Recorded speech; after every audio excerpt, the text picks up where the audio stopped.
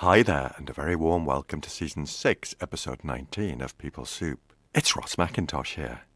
There really is an ongoing leadership paradox where leaders are facing sometimes overwhelming and really unrealistic expectations to be everything to everyone. And traditional leadership isn't sufficient because leadership is, as we said, a really complex and specialised field. And all of this is in the context of a potential disinterest in the future workforce in managing and leading. Therefore, I suppose what I'm proposing and what we're proposing is that we really need to shift our focus in terms of leadership and leadership development to prioritise self-leadership, self-awareness and emotional flexibility before leaders can learn the specialisms of leading others. And I think true leadership begins with knowing oneself, recognising our personal capabilities, our limitations, how to manage them, and just as importantly, how to live authentically. Pea Soupers, in this episode I chat with Jessica Lee. Jess is a chartered organisational psychologist and accredited coach with over 20 years of experience across a range of industries, including fast-moving consumer goods, aviation and music. Jess's People Soup ingredients are curiosity, flexibility, exploration with a side order of passion, fun and making an impact. In this episode we explore the complexities of leadership and leadership development, emphasising the significance of understanding leadership as a sophisticated profession. We discuss challenges such as the expectations placed on new leaders and evidence that points to the reluctance of the younger generation to step into leadership roles, and pervasive issues such as burnout and imposter syndrome. We propose a shift towards human-centred leadership, focusing on self-leadership, self-awareness and emotional flexibility as foundational elements before advancing to specialised skills in leading others. By integrating inner work and contextual understanding, we advocate for a more authentic, personalised approach to leadership development that is aligned with organisational needs and individual authenticity.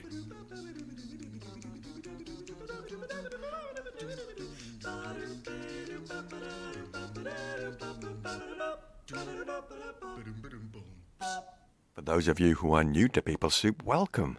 It's great to have you here. We aim to provide you with the ingredients for a better work life, from behavioural science and beyond. For those of you who are regular Pea Soupers, thanks for tuning in again. We love it that you're part of our community. Now let's take a quick scoot over to the news desk. Reviews are in for part 1 with Jess. Marie Lawler on LinkedIn said, "A great listen, Jess. Creativity is your middle name." Grace Cunningham on LinkedIn said, "Fabulous, Jess. Love the idea of the leadership catwalk." And Rachel Boyle on LinkedIn too said, "Love this, Jess, a great listen." And apparently I also caused a bit of confusion with Jess's siblings with my reference to Bewitched. So apologies for that. So let's crack on. For now, get a brew on and have a listen to the second part of my chat with Jessica Lee.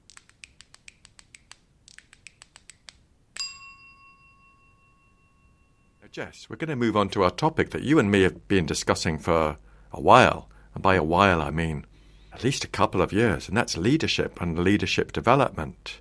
And we often just chew the fat about what are the issues, what are the challenges, what are the things that we are noticing in that environment. So do you want to have a go at describing some of the key themes we've covered? Absolutely. I mean, yeah, this could go on for a while. Yeah, I think so many aspects and so many places to start from. I think one that probably stuck in my head was just a line from a Harvard report. It was a corporate learning report from 2024 that I read recently on global leadership development. And the statement from this was, leadership has become a complex, specialized profession, not unlike similar positions in medicine, finance, teaching or law. And I just thought, yes, correct. It is. It's so underestimated, the value of leadership and the level of complexity of leadership and, the specific skills, understanding, knowledge that is required in certain areas and at certain levels of leadership. But just, I suppose how complex it can be. And I know we said earlier, leadership, everybody can be a leader. And I still believe that. But in terms of, I suppose, leadership development, that particular offering as such can be quite complex, can be quite over-egged, I think. So finding ways to simplify that, make it much more palatable, make it much more meaningful for people to understand what even is meant by what does leadership look like in your organization? What does it look like to you personally? Just starting from that baseline, I think, is sometimes overlooked. Yeah, I love that quote from that paper, because I think sometimes organizations and individuals can assume that once someone is appointed to a role that has leadership responsibility, there can be a level of naivety sometimes about this is going to happen by magic. Yeah, osmosis. Once I get this title, everything will kind of slot into place. But looking on it as a profession like a surgeon or a lawyer, I think is absolutely right. Because I don't think it's something that happens overnight. I think it takes development and practice. There might be natural elements to it, but I'm not sure I buy into the concept of a born leader. Yeah. Well, I mean, if you take the examples of medicine, finance, teaching, law, they all have elements of traineeships to them. So there's a period of time over which you learn specific aspects. That doesn't necessarily happen in leadership. You suddenly go from a manager or a certain level to a leader, whatever that means.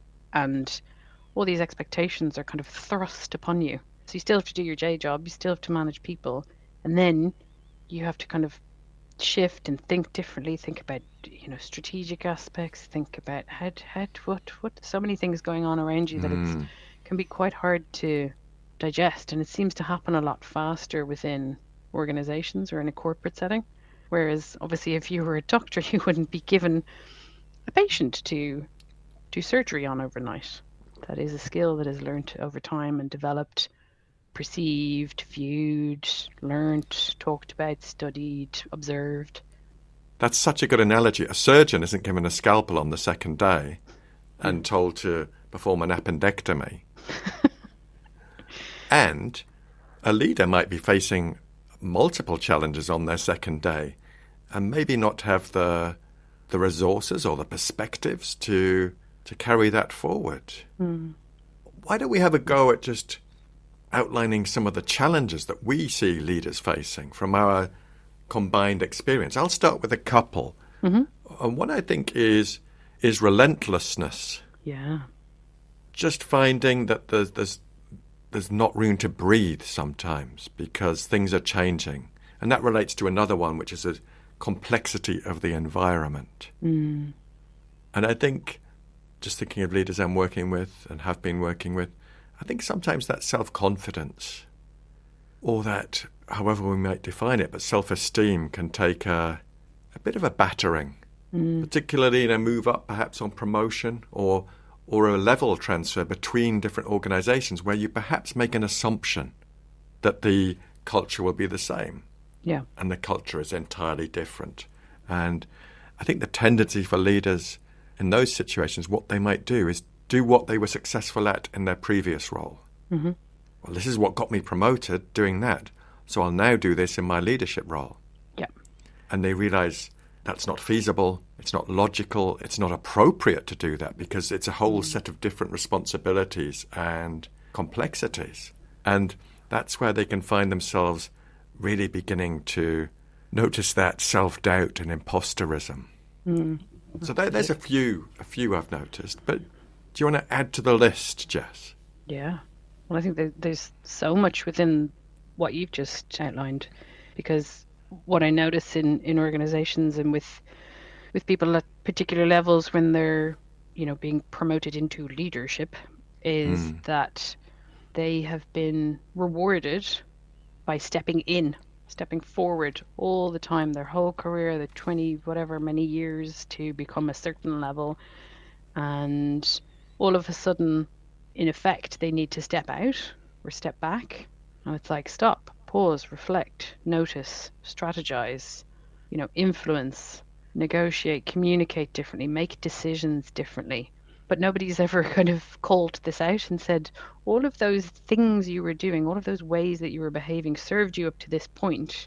They're still useful, of course. However, there's another set over here that you kind of need to, if you come back a few steps, they're back here. And if you start to notice what's required of you, if you start to notice the culture, if you start to notice how you make decisions, by shifting and changing that a little bit, not fundamentally obviously who you are or any of that, but just noticing a little bit more and being more aware of what's going on around you, and choosing the decisions you're making a little bit more consciously, then that can be really, really helpful. What I've noticed, and I was actually thinking about this morning, was I keep reading articles, or they keep popping up, about Gen Zers not wanting leadership roles. And again, inverted commas, kind of leadership roles. But basically, read one article from Fortune just at the end of last year, which was 72% of the youngest generation of workers say they'd rather progress in an individual contributor role than become middle managers. So these people are proactively saying we don't want the responsibility of managing other people. So whatever perception is going on, that they're proactively not choosing, or this particular article uses the phrase conscious unbossing, which I'm not personally a fan of, but it's just, might work for some people. And then it got me thinking, well, what's the proportion of the workforce that is going to be Gen Zers in the next few years? And, one article obviously depends where you are, but by 2030, Gen Zers expect to reach kind of 30% of the workforce. So if we're saying 30% of the workforce won't want to manage people, that means how we look at leadership, how we develop leadership, how we make people aware of being a leader has to fundamentally change. I love that research. It's so interesting because I guess part of that conclusion that the Gen Zers reach is they're looking upwards and thinking, don't want that.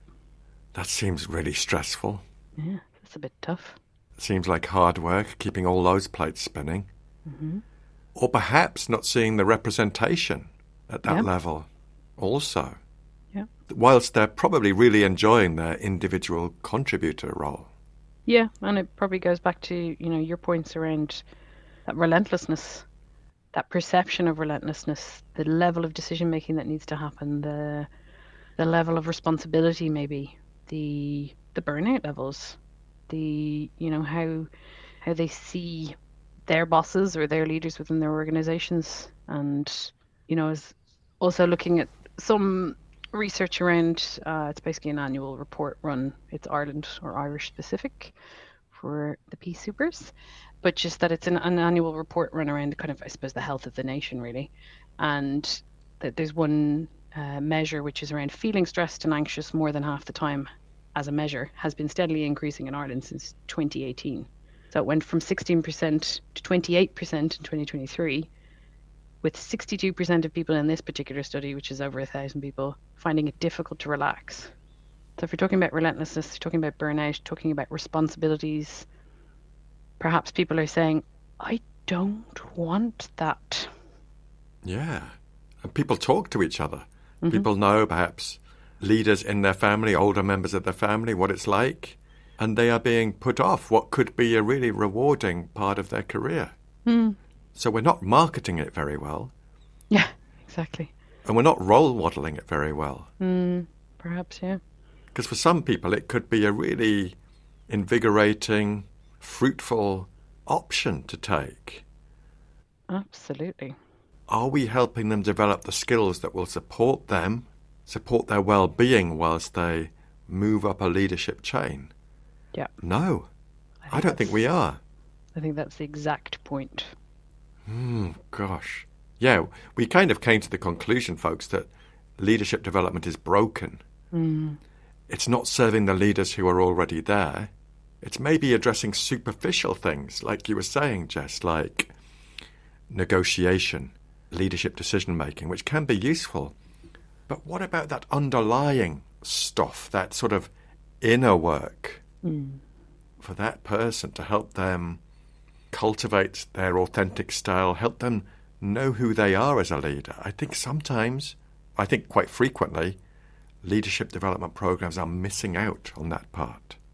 Yeah, absolutely. I think there's a tendency, from what I see, to focus on that more external world of, okay, we're going to teach you to, here's how to do X, here's how to, learn Y, but rather reverse it and say, let's start with you as a human being. Let's start at the human center. Let's be a bit more progressive in our thinking. Let's challenge what's been, it is a massive industry. Let's challenge it and say, actually, we're going to start with you. How are you feeling? How are you coping? How are you prepared?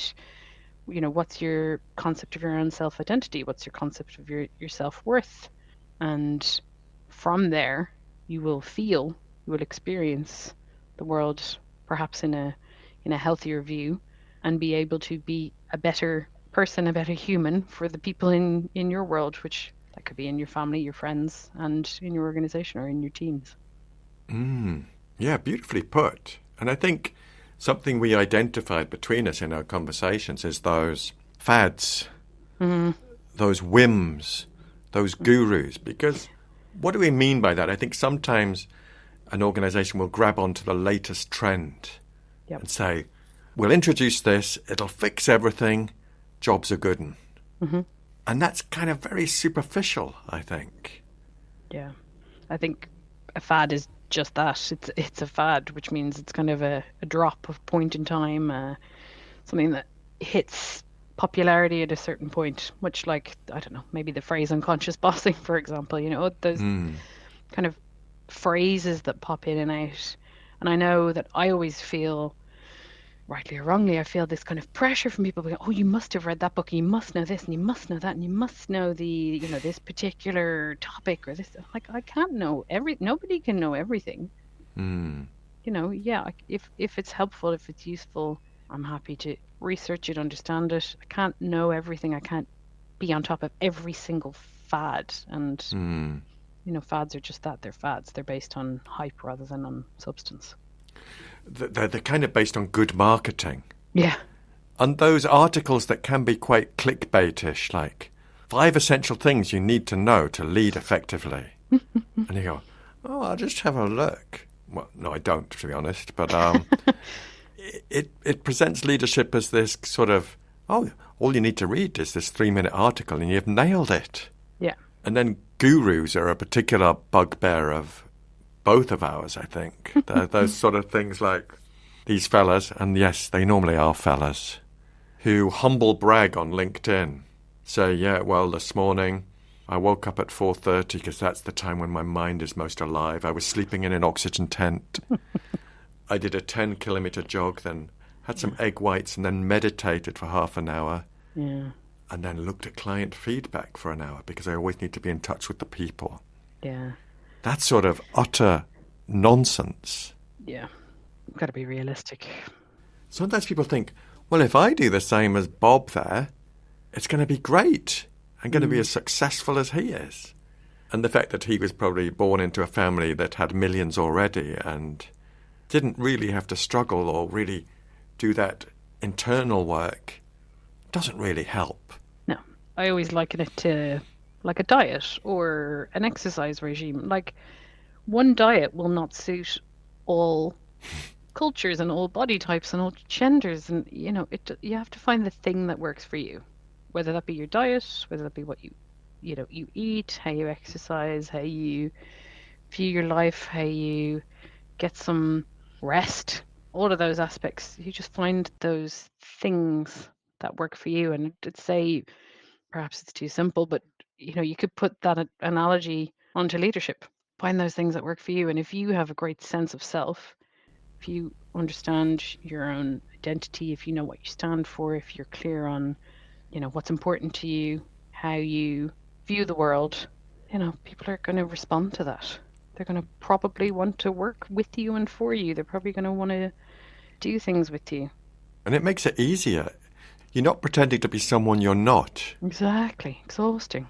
If you can really explore your identity as a leader and develop a concept of what that authentic leader would act like, how they would behave, it gives you a framework that's really flexible to enable you to think, what's important to me about being a leader? Mm-hmm. How can I translate that into my behaviour? How can I translate that into this difficult conversation? Yeah. How can I translate that into managing my boundaries at work? Mm-hmm. How can I translate that into role modelling effective recovery from work? Yeah. I'm talking about those leaders who send emails at 11:30 at night, which can quite quickly become seen as a badge of honour, that the first person to respond is really showing that they're committed. Yeah. And say that they don't expect a response, but there's always someone who will respond. And there is an action and a behaviour in there around actually wanting a response. So let's try and articulate it. What's the problem with leadership development in broad terms that we see? I just think that we've probably made it a bit too complicated. That because there's fads, I think you sent me a great article around leadership styles and certain kind of titles, and each of these styles kind of comes in and out of vogue each couple of years. And actually the article you sent was that effectively it was a research piece that looked at 12 different types of leadership styles, and effectively what they found was that they have more similarities than they do differences. So why not just go back? Their argument was, why not just go back to focusing on what it is that you're looking to do? So are you a relations oriented leader? Are you around task orientation? Are you around change orientation, innovation, that kind of thing? And just pull everything back, simplify things, be a bit more clear in terms of what it is that we're trying to do, where is it that we're trying to go, try to understand your people, try to be a bit more human-centered. And that's not just about being, a nice person, but just focus on the people that are in front of you. What are their situations? What are their contexts? How could you give them as much as you can? Give some flexibility, understand and know yourself, and be able to kind of just, pull back, simplify. I like that, pull back and simplify, because sometimes an organisation or a leadership development programme might introduce a leadership model. Yeah. Which goes back to our conversation in part 1 about it can be helpful to organise the world by making assumptions. But then we're kind of assuming that every leader is the same. And once a leader tries to squeeze themselves into a leadership model thinking, right, this is how I need to be, that takes up energy. Massively. And it restricts them as well. It restricts them thinking, I can't do that. Something that's deeply part of who they are and is deeply meaningful to them, they perhaps, in my experience, think, well, I can't do that. I need to tone that right down. And sometimes that might be the right thing to do, but sometimes they're really limiting themselves and squeezing themselves into a cage which uses energy and makes them less effective. Yeah, absolutely. And, there's, depending on which piece of research you look at, there's something like $50 billion spent on leadership programs annually. So are you making sure that everybody there knows why they're there? Not just, I have to attend this 1-day program, I have to attend this 2-day program. What's the purpose of kind of being there? Understanding that, a broad brush approach to everybody generally doesn't work. Are you understanding the context within which people work? Are you being clear on the topics and why they're relevant in the context of your industry or in the context of the culture that you work within? Do those leaders have support? What does that support look like? And are we evaluating the change or the shift or the behavior or whatever is being noticed? Maybe it's, I think differently, I feel differently, I notice differently. Great. I think we have a tendency to focus on kind of 1 or 2 very specific measures of, was this leadership program successful or not? Have we seen X on the bottom line? Versus if somebody is feeling more confident, if somebody is telling you that they can think differently, they can think more clearly, they can make decisions more freely, that to me is invaluable as a measure. Yeah, if people can say, oh, it's changed my perspective, or I feel like I've got more tools in my leadership toolkit now to approach challenges in a different way that's more effective, rather than, didn't really like the sandwiches and the room was too hot. Thank you for your feedback. It wasn't that helpful. But if that's what sticks in someone's mind, it's a little bit worrying. Missed the point. So, Jess, we've been talking about crafting our own approach to leadership development. And part of that is loosely based on an approach from another paper about human-centered leadership. Would you mind just expanding on that a little? Yeah. So this one's a Harvard paper. And this particular one is around how human-centered leadership helps people adapt to change. But I think, if you were going to say there's nothing in life more certain than death and taxes, you could probably add change into there as well, especially in the world we're living in currently, which is a whole other aspect to leadership that we haven't even touched on. But I think maybe the phrase human-centered leadership might lead people to think, oh, well, that's nice, or that's my dreaded word, fluffy, when it's absolutely couldn't be further from the truth. And I suppose it is a kind of, I suppose, a people first mindset, but it's more actually a disciplined approach to leadership. And what this paper is saying, that it really helps people to feel valued, connected, and confident in their professional growth.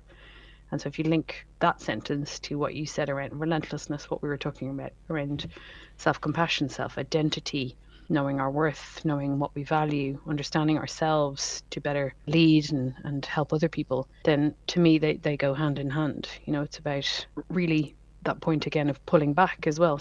We have to take some time in our lives to pause and reflect, to think about what we're doing and the decisions that we're making. And so the article really explores the importance of empathy, compassion, intellectual honesty. So challenging our own views of ourselves, which is a lot of what we do in our work, Ross, in terms of, I suppose, helping people understand how they might be seen by others, helping people understand how they see themselves. I actually think it's a really practical and useful view of leadership. So ours is an approach that is focused on the human and also brings humanity to the workplace too. Yeah, I love that article. And I love the way you describe it as pulling back, because I think that pause is so important for leaders. To just pause and think, how is this going? Who am I being? What impact am I having? Am I really being the leader I want to be? And that can feel really uncomfortable. And sometimes leaders will just want to continue at pace rather than contemplate a self-reflective conversation like that. But our stance is we need to start with that inner work in our leadership development programs. We start with that inner work. So let's just try and unpack that for the P-Supers. What do we mean by that inner work? So for me, it is a bit of a pause. I think if you take the typical maybe view of what leadership development is, if you talk about any of the other work that we do in coaching and just talking to people, a lot of it I find is people have this voice in their head that tells them there's something that they probably aren't. It's this unhelpful voice, it's this unhelpful thought. It's something that's telling them or pulling them in a certain direction that isn't really true. And, you're not good enough, or, how dare you think you could be a leader? Countless amount of times a day I hear the phrase imposter syndrome. Everybody's out there trying to do their best. And if we can bring some pause, some reflection, some compassion, some empathy, just pause for thought. And that doesn't have to mean you have to sit in a dark room for 5 days or go to Nepal. It's like, how do you build in those simple, practical tools and techniques every day to go, ooh, I'm feeling something here. What's this about? Or, ooh, I'm about to go into this meeting. What is it that I want to get out of this? Or what do I want people to say about me when I leave? Or just asking yourselves those simple, helpful, kind questions. I love the way you describe it, because this is where I bring ACT into leadership, and looking at leadership through the ACT lens, and helping people realize that the mind produces lots of content. Yeah. Things like thoughts, emotions, memories, sensations, or that didn't work well last time, or I'm no good at that, or I'm going to be discovered for the fraud and the charlatan that I am. And all that can sap energy, limit behavioral repertoire. Yeah. It can be people don't let their true leadership light shine in all its flawed yet authentic ways. There's something you said from that paper earlier about intellectual honesty, and I'd actually add intellectual humility to that as well. Nice. That for a leader to recognize that they don't have all the answers, and that's okay. Absolutely. That is can be an enormous story that leaders have in themselves. They need to know the answer to everything, or they need to be an expert in all the jobs below them. No, that's why you have experts below you, for you to trust and rely upon them. So this inner work is so important. It's about relating to what our minds are doing. And for me, and I know for you, it's about how do they want to be as a leader? What qualities do they want to bring to their leadership behavior? And that can be unique for each leader. The combination of personal values and meaning that they want to bring to their leadership roles, and then using them as a guide for how they communicate, how they make decisions, how they relate to difficult colleagues. They can all be a guide for them to enable them to show up in an authentic way But we also know that using our values as a guide is really good for our well-being and our health at work, which is super important for leaders too. Absolutely. And it gives you a choice in terms of this is the leader that I am choosing to be, not this is the leader that I am told is a fad for the next 3 years in a certain style that is being kind of put upon me. You know, I have a choice. I can think about this. I can think about the human being that I am in this role. Because you cannot separate yourself, as we know, from your home to your work. You are still the same person. If you're trying to be two very different people, you're going to be very exhausted. So why not bring your most of yourself to work and recognize that work is, I suppose, a context and an environment and a situation that is unlike any other, really. You know, you choose your friends. You don't really get to choose who you work with. So you're in this scenario where you're bound by certain rules and behaviors and values, ways of working.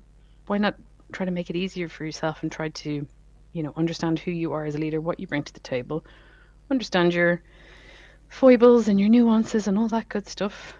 Try to be as honest as appropriate and bring yourself to work, because it's just quite hard if you're trying to do the opposite. Yeah. And I think another skill that we include in our inner work is that word we've mentioned quite a few times, is noticing. This can be a superpower for human beings in general, but particularly for leaders. Yeah. Perhaps to notice the environment around them, notice opportunities and threats. Notice how they're showing up and impacting on others, because quite often we're just operating on autopilot. Yeah. We've got a stimulus, boom, and a response that we just do. Yep. Like we're driving a car. And if we can just pause in that moment, it's another type of pause. It's a pause in the moment and think, do I need to adjust my trajectory in my behavior to suit these circumstances and this context I find myself in? That could be really rewarding for leaders in terms of navigating the world of work and leadership. Yeah. And it can also enhance their impact and maintain their well-being. Yep. And, you know, I really believe that trying to integrate some of those questions in our own mind can really help that. So, you know, before going into a meeting, before there's a person that you know you have a particular difficulty with, how do I want to be in this meeting? This isn't working. I'm on autopilot. Things just keep snowballing. I never get even a second to think. And it doesn't have to take a long time. I think a lot of what we hear, and I know certainly I hear, I don't have time for this, or, you know, I can't, this seems really difficult. And it is ultimately, I suppose, changing habits and changing how you think. But if you start with those small, incremental, helpful, practical steps that work for you in a language, in a voice, in that inner voice, if you want to name your inner voice, what is that thing that's going to work for you that you can say, even something as simple as, what's my choice? Going into a room, going into a meeting, hanging up on a Teams call a minute earlier, 2 minutes earlier, to give yourself even, which sounds crazy, but it happens, you know, that relentlessness of the Teams and the Zoom. Give yourself a toilet break. Yeah, you're so right, because a leader could be in a meeting, but their mind is stuck in the meetings 2 meetings before the meeting that they're actually in. Absolutely. Or it's in a meeting tomorrow where the CEO is asked to speak to them, and they're worrying about that. So they're not present in the meeting that they're in. Yeah. It's exhausting. See that all day, every day. It's also understandable. Yeah. You know, I obviously see where people are coming from. I suppose it's part of our role to help people see a helpful, useful, practical alternative. Yeah.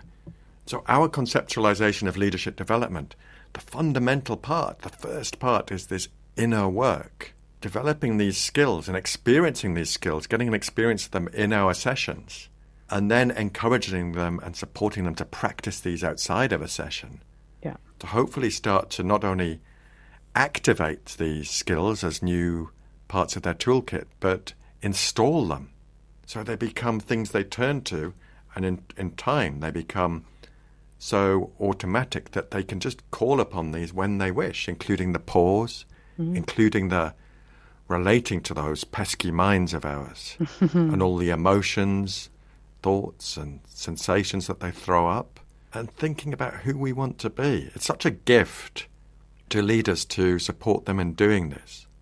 And we would expect this would impact in terms of more vitality and energy in the workplace, less rumination outside of the workplace, creating those boundaries, more alignment with being who they really want to be at work, and less distracted or challenged by those things from our minds that are unhelpful, to endow them, as you say, to make a choice.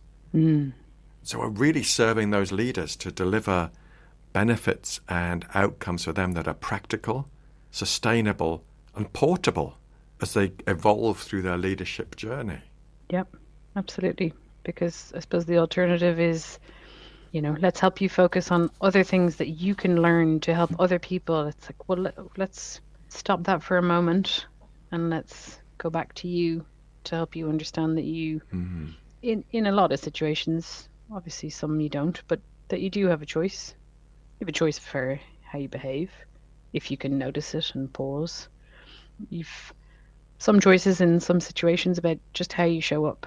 And the more that you can pause, notice, reflect, step back, the more that you'll see that those choices exist and be able to use them effectively to go, okay, this is the person I want to be today. And be honest with people to say, I can't give you X, Y, and Z today, but I can give it to you tomorrow. Just, you can't be all things to all people. It's kind of the great leadership paradox. I'm expected to be all things to all people, which is impossible. And then quite often leaders end up being the last thing on their own to-do list. Yeah. Their own self-care. And it strikes me of a quote I often use in training from Viktor Frankl, who said, between stimulus and response there is a space. In that space is our power to choose our response. And in our response lies our growth and our freedom. Yeah, that's one of my faves. It's just so powerful, but for me it really speaks to leadership as well. The power of that pause. So in our leadership program, this is the foundation. Then we can move on to developing more specific contextual skills. Absolutely. Because we need to understand ourselves. We need to have energy and compassion and space within ourselves to be able to then project that externally, or to give to our people, or to lead. And that type of content for the if you like, the outer work or the external work could be things like, let's have a go at naming some, decision making. Absolutely. Influencing in relationships. Yeah. Communicating effectively, managing challenging conversations. Yeah. Managing teams and understanding team dynamics and team differences, what people bring to the table. Building collaboration and cooperation in teams. Strategizing. Yeah. And we would build that around the requirements of the organisation, because I think we've said the word context quite a lot. Yeah. But we're seeking to understand the context of that organisation. What are the issues for the people who are working in leadership roles in this organisation? So we make it applicable and useful and fun as well. We're giving them a chance to rehearse scenarios in our training, because that's the most effective way to kind of practice having a go. Yeah, I think relevance is the key word that springs to mind for me, making sure that it's absolutely relevant for your context. Where is the business trying to go? What is the culture you're trying to cultivate? What does leadership actually kind of look like for people? And then start from the start inwardly. Okay, now you're understanding of yourself. Now you know what you can bring, and now you know what areas and skills that you might need to understand. Whereas there's the difference between that external skill that you learn versus the internal mindset that you might need to shift or change or just observe. Yeah, absolutely. So we would be honouring the organisation and the individuals we were developing a program for, to respect that and address it, which is why we haven't developed a kind of one-size-fits-all leadership development plan. No. What we've given here is the broad flavour of the two main components, and we would seek to get to know the context of the organisation in our work and in our preparatory work and our design work. Absolutely. You know, we've talked about relevance, we've talked about, I suppose, engagement at the start of this. And so we can't assume, we've also talked about assumption, we can't assume to know the culture of your organization. We can't assume to know any of the direction you're trying to go in. So we need to understand that to be able to best work with you, to understand your context and be as relevant as possible. Yes, I wonder if you had a takeaway for the Pea Soupers. Yeah, absolutely. I think based on the fact that we've talked about a few different aspects, I suppose it feels like a little bit of a cyclical takeaway maybe, but I suppose what I'd say is that there really is an ongoing leadership paradox where leaders are facing sometimes overwhelming and really unrealistic expectations to be everything to everyone. And traditional leadership isn't sufficient because leadership is, as we said, a really complex and specialised field. And all of this is in the context of a potential disinterest in the future workforce in managing and leading. Therefore, I suppose what I'm proposing and what we're proposing is that we really need to shift our focus in terms of leadership and leadership development to prioritise self-leadership, self-awareness and emotional flexibility before leaders can learn the specialisms of leading others. And I think true leadership begins with knowing oneself, recognising our personal capabilities, our limitations, how to manage them, and just as importantly, how to live authentically. Beautifully put, Jess. Yeah, thanks for bringing that all together for us. It's something we've been talking about for a while, so I'm excited to share it with the Pea Soupers. And folks, if you're interested in a conversation with me and Jess about this, please do get in touch. You'll find our details in the show notes. And we'd love to talk to you about your requirements as an individual or as an organisation. Jess, thanks so much for joining me. It's been a delight as ever, and look forward to working with you more in the future. Thanks, Ross. You too. It's been absolutely lovely to speak with you as always, and I'm so excited to see people's responses and reactions to this.